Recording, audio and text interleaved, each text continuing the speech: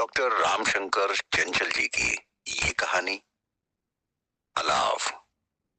बरसती सर्द रात, साए साए करते हुए वीरान जंगल, ऊंची ऊंची हाथी की देसी पहाड़ियां, इन्हीं के आसपास बसी झोपड़ियों में निवास करते हैं सहज सरल भोले भाले आदिवासी।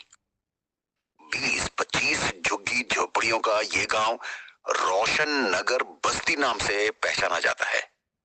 वैसे रोशनी के नाम पर इन भोले भाले आदिवासियों ने सिर्फ चांद और सूरज की रोशनी ही देखी है।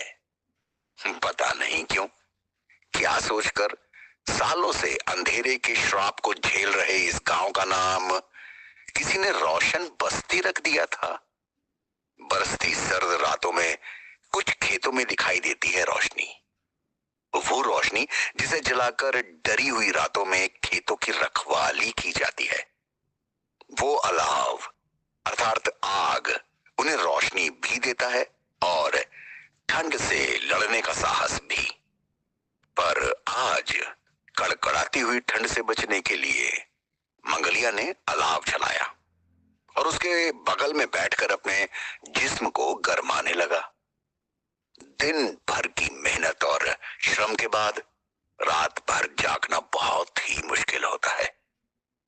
फिर भी मंगलिया ने बीड़ी जलाकर कुछ धुआं उड़ाते हुए जैसे तैसे नींद से लड़ाई शुरू की।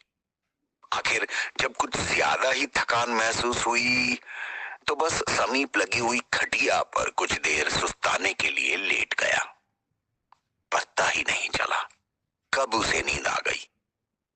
इधर जोर की तूफानी हवा चली और अलाव की आग तितर बितर होकर उड़ती हुई मंगलिया की झोपड़ी में प्रवेश कर गई। बस फिर क्या था, देखते ही देखते झोपड़ी भभक उठी।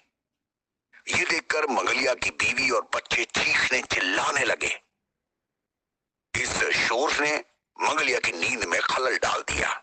वो उठा और आंखें मसलते हुए उस ओर देखने लगा जिधर से शोर आ रहा था। उसकी आंखें फटी सी रह गईं। उसका घर जल रहा था।